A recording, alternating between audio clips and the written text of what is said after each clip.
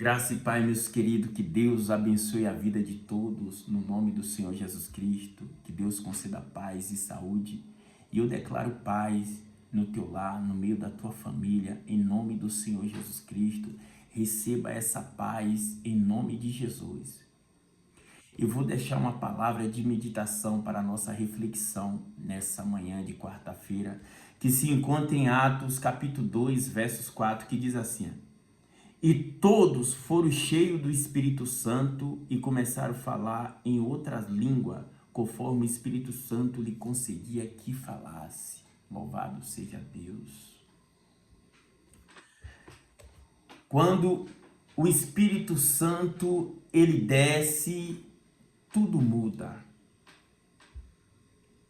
Se a gente pega o livro de Atos, capítulo 10, versos 44, diz que enquanto Pedro dizia essas coisas, o Espírito Santo caía sobre os que ouviram essas palavras.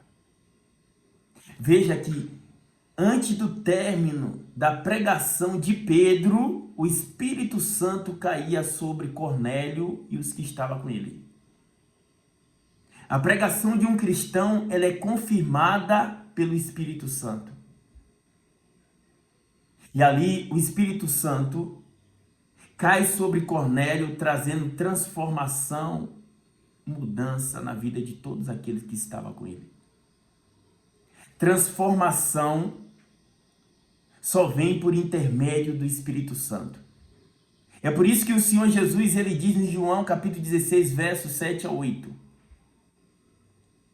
que quando ele vier, convencerá o mundo da justiça, do juízo e do pecado. O Espírito Santo, ele desceu em Pentecostes, se cumpriu aqui em Atos capítulo 2.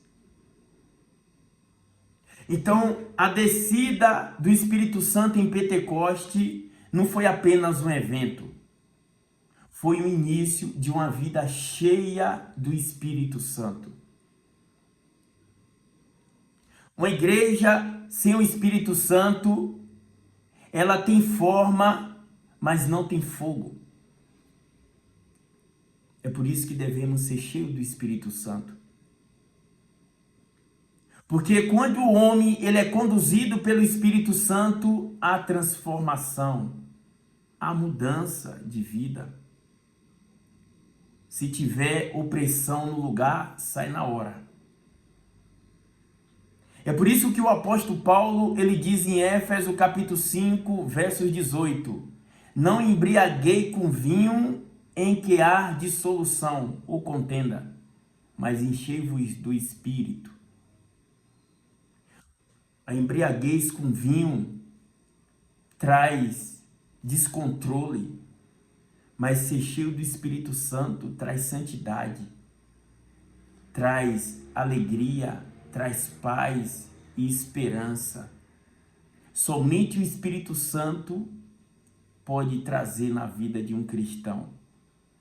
É por isso que Paulo diz aos Romanos 8,14, todos aqueles que é guiado pelo Espírito de Deus, esses são filhos de Deus. Os que são guiados pelo Espírito, esses são filhos de Deus, porque não anda na carne. Então a gente vê que, cumprindo-se o dia de Pentecostes, estava todos reunidos no mesmo lugar, ou seja, o Espírito Santo, ele só desce aonde há união. O Espírito Santo só traz transformação aonde há união entre o povo de Deus. E estava todos reunidos no mesmo lugar. E de repente veio do céu um som veemente, impetuoso, e encheu toda a casa o que estavam sentados. E houve entre eles língua repartida como de fogo, e foram cheios do Espírito Santo, e começaram a falar noutra língua, como o Espírito Santo lhe concedia que falasse. Quando os apóstolos, eles estavam reunidos ali, que o Espírito Santo desce, eles receberam o poder e autoridade para proclamar o Evangelho. Foi por isso que antes disso o Senhor Jesus, quando ressuscita, Em Lucas capítulo 24, versos 49, ele diz para os apóstolos: ficai na cidade de Jerusalém até que do alto seja revestido de poder. E se cumpriu. Então nós devemos buscar uma vida cheia do Espírito Santo. Mas para ser cheio do Espírito Santo, primeiro, tem que confessar os pecados e largar os pecados. Segundo, tem que meditar na palavra de Deus. Terceiro, tem que orar. Quarto, tem que ter comunhão. Para ser cheio do Espírito Santo, não pode ter hipocrisia. Porque Deus, ele sonda os nossos pensamentos, ele esquadrinha o nosso coração e sonda os nossos pensamentos para dar a cada um segundo o fruto das suas ações.